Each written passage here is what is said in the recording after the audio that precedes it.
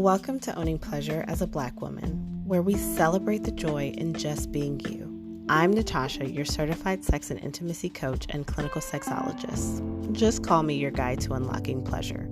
With years of experience in helping individuals embrace pleasure beyond sex, I'm here to empower you to rediscover the beauty of pleasure in every aspect of life.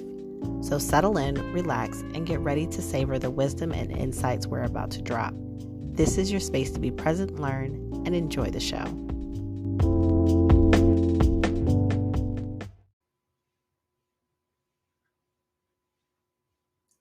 Hello, and welcome to another episode of the Unapologetic Vixen podcast, Owning Pleasure as a Black Woman. I just want to pause and take a moment to tell you thank you. Thank you so very much for being here, for continuing to show up with me every week. We are halfway through season 2, and y'all are still rocking with me. Y'all are still showing up and listening, and I am going to try to find a way for us to engage a little bit more so that I can get your feedback, get your ideas, and possibly get some of you on the podcast with me. Something to think about.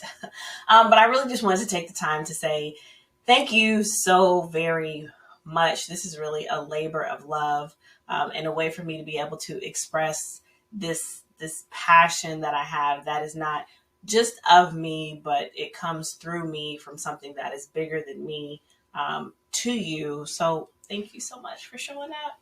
Thank you so much for being here today and listening. So today's episode, because we're going into Valentine's Day month, the month of love, right? We'll call it the month of love. This month always is stemmed around relationships and cuffing, and it's just a lot of pressure. It's a lot of pressure. And I would like to invite you to spend this month focusing on you. In this month of love, let's find out how you can love on yourself instead of worrying about a relationship and if you're going to get a gift, and not just focusing necessarily on one day, but let's make it the whole month, because I'm the type of person I like to acknowledge, especially my birthday, but I like to acknowledge that every single day. Well, let me rewind that. So when it used to be a partying thing, I found a way to do it every weekend. Like, I made an event of it. But when it came to not just partying, but celebrating me, then I made it a month-long thing. And now I just choose to celebrate myself every day, all day, because life is hard. Adulting is hard. And every day that I get to wake up and do it again is a day to celebrate. But I digress.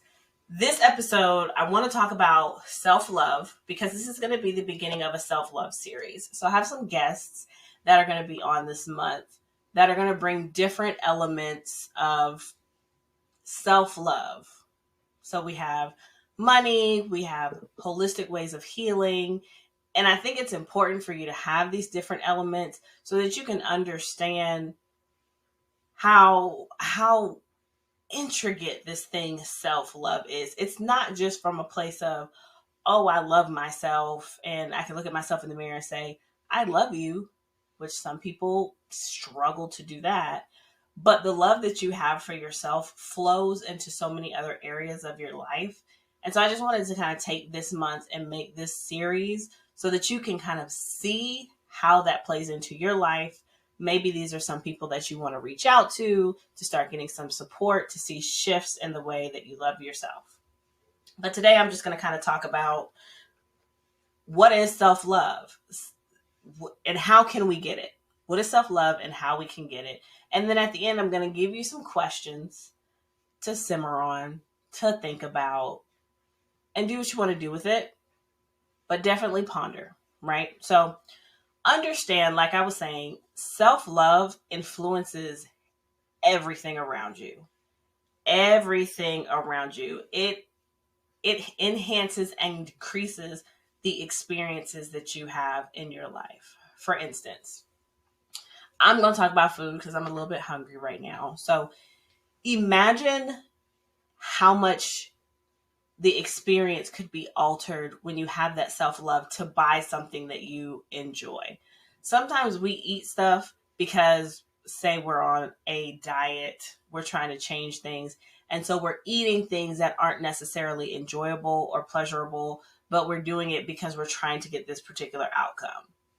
Imagine if you decided to do a lifestyle change, but still incorporate the things that you love, things that give you an orgasm in your mouth and make you just feel, oh, so juicy inside. That's giving yourself self love. Even deciding not to do a diet and deciding to do a lifestyle change that is something that can be sustained, not as soon as you're done with that diet, you go back to your bad habits and go back to the same things that you were doing before. But it's a labor of self-love to decide that you want to do a lifestyle change that's going to last longer. It's a labor of self-love to decide there are certain people in my life that I can't interact with or I have to level up from because I'm going in a different direction and they don't make me feel good about myself. It's a labor of love to let go of some family members. So the jobs that you choose, the interactions that you have with people, self-love definitely plays a lot into the experiences that you have in your life. And a lot of times as Black women, we've been taught from those before us that we don't have time to pay attention to ourselves. Like we don't have time to build that relationships with ourselves so that all these other areas of our lives, we can be more intentional and we can make decisions from the love of ourselves, not like the lack of love from someone else. And so now I'm going to give you just a few ways to tap into self, get to know self, reconnect, and find that self love for yourself. So, solo date nights. I used to be one of those people that thought it was crazy to be out to dinner by yourself. Like I would go out and see people eating by themselves and I'd be like, oh, they're out eating by themselves. But then I did it one time and it definitely changed the game for me. So I would invite you to do some solo dates. Go to dinner, you can go to a movie, but I want you to go to dinner and don't rush. You know, sometimes when you're out to dinner with someone and they're like finishing their food and you feel like you got to rush or get a to-go box, or you can't finish your margarita because they're ready to go. When you go, when you go out on this date with yourself, take your time. Sip your drink, eat your food, taste the flavors, think about your day, think about your life. Just like really be present with what is going on in that moment. Maybe you go to the botanical gardens. Maybe you take yourself on a date on a nature walk, which is like a 2-for-1 because you're out in nature, you're getting exercise, and you're just present. But do a solo date and don't rush it. Don't put a time limit on it. And see how that feels and how you can connect with yourself. A tech detox. Now, y'all know what that means. That means let go of the social media, the TV, the computers, the phones, the tablets, the iPads, whatever technical device that you have. Maybe just for a day, step away from it and see how that makes you feel. See what you're thinking. See what's going on inside of you without all of the distractions. I'm currently on a social media detox, not necessarily a tech detox, but a social media detox. And I'm going to have to do an episode. It has done wonders for my self-confidence and for my self-love. So I'll definitely bring that to you so you can get an idea of what that feels like and how it's really helpful. Meditate. Now, I don't meditate on a regular, but when I do meditate, it brings a sense of peace from the inside out. It's one of those things where you have to do it to really, and do it consistently to get to understand what it feels like. A lot of people think that meditation is meant for you to sit and be still and be quiet. Your thoughts are supposed to stop. Like, you're supposed to just be an empty vessel. And that's not what it is. Meditation is really a way for you to acknowledge your thoughts. We have thousands of thoughts that run through our heads throughout the day. And by slowing down and meditating, you actually acknowledge that that thought is there, and then you allow it to go. Instead of reacting or having an emotion from that particular thought, it's there, it's gone. The next one is there, and it's gone. And there's no judgment on yourself. It's just like, oh, my mind is thinking. My mind is thinking. And eventually you'll get to a place to where you can slow down the thoughts. But I'm not going to sit here and say that they completely disappear. Maybe for some they do. But for me, my thoughts, no. And if you fall asleep, it's fine. I know a lot of people are like, when I meditate, I fall asleep. It's okay. That just means that that's what your body needed in that moment. Another thing to consider about meditation, you don't necessarily have to be sitting on the floor cross-legged with your palms out and your arm, your eyes closed. You can do walking meditation. You can do a dancing meditation. You can lay down. You can be creative with how you want to meditate. It can be guided. It can be silent.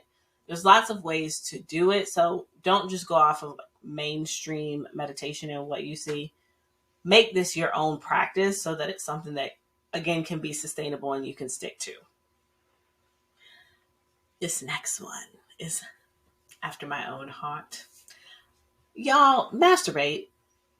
Yes, I said it. Masturbate. Play with yourself. That is a very, very important way. See, y'all, I'm getting tongue-tied because it just means that much to me. But it's an important way to connect to yourself, to understand what your body loves, what your body needs, and you deserve that release. You need that release. It helps you sleep. It decreases your stress. It helps with cramps during that time of the month, if that's what you're going through.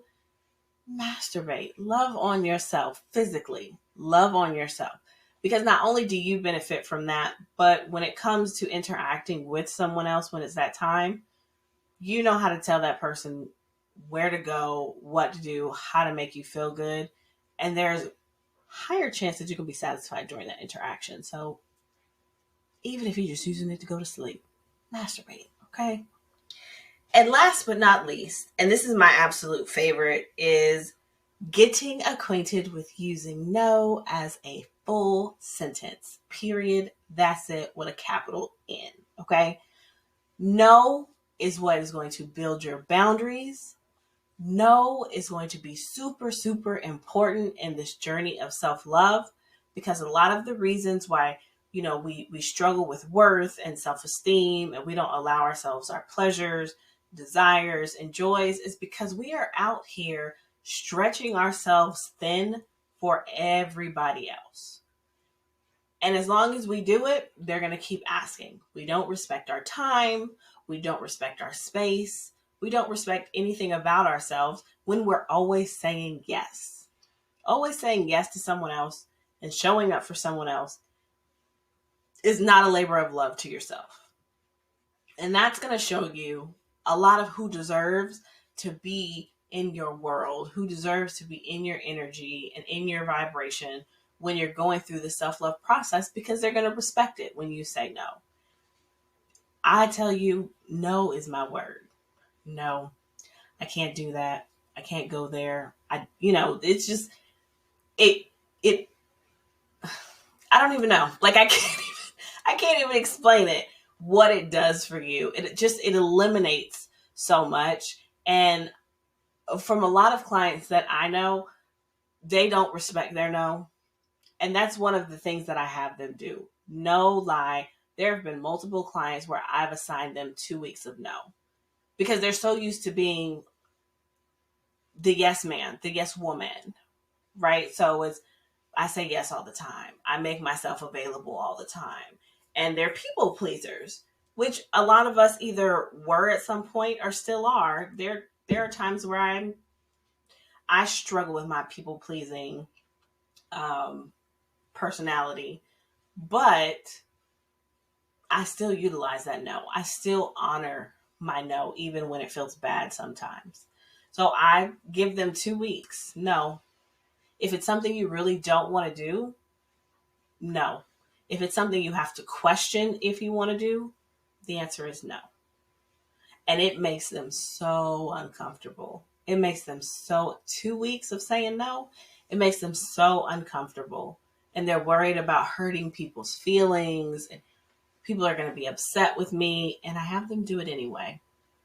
And they come back to me in 2 weeks and share how good it felt and how that's something that they want to incorporate in their regular routine, saying no. So by far my favorite one. And this list is definitely not the end all be all. There's so many other ways out here to find love for yourself. I would encourage you and invite you to spend this particular month just focusing on you and loving on yourself, right? And when you're doing that, think about a few questions. So I did a little bit of research and I landed on the Budding Optimist website. And there's 3 questions that I want you to take into consideration, okay? Do I believe I'm worthy of good things like love and happiness? That's a deep one. In what ways do I show love for myself? And the last one is, how often do I spend time and energy taking care of myself versus taking care of others? Those are some serious questions. I'm going to put those questions in the show notes so that you'll have them to look at. Maybe you want to journal on them. Maybe you want to have a conversation on them. I'm not sure. But those are really good questions to get the self-love process started. And actually, this month, I have a self-love bundle that includes a Pleasure 101 course, because a lot of the reasons that we're stagnant, we're not motivated, we don't have this love, is because we don't know what we desire. We don't know what it is that pleases us, makes us happy. And so we kind of just go along with whatever someone has told us. And I want Black women to come from a place of pleasure is my right. I deserve pleasure, and every day I want to experience some sort of pleasure. So I have the Pleasure 101 course that will be starting, as well as the Love Thyself Commitment Challenge, which is each day you're going to get a video of something to pertaining to self-love, kind of similar to what we did here. And every day I'm going to challenge you to do something that makes you fall in love with yourself for this month. So if that is something that you're interested in, definitely hit the link in the show notes. I would love to have you. I would love to support you. And let's spend this month focusing on ourselves, not necessarily focusing on what someone can or can't do for us or can provide us in way of chocolates and roses and dinner at a restaurant where you have to spend hours in line because everybody's out to eat, and a teddy bear. So I love you, love yourself, and I will talk to you in the next episode. Bye.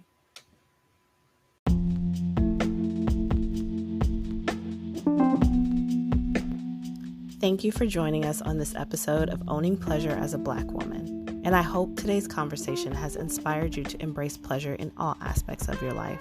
Remember, your voice matters in this journey. Share your thoughts and experiences by leaving a review, and stay connected with our community by joining our email list. The link is in the show notes. Together, we're redefining what it means to savor life and celebrate the joy in just being you. Until next time, keep prioritizing your pleasure because you are deserving. Take care and stay tuned for more empowering discussions. Bye.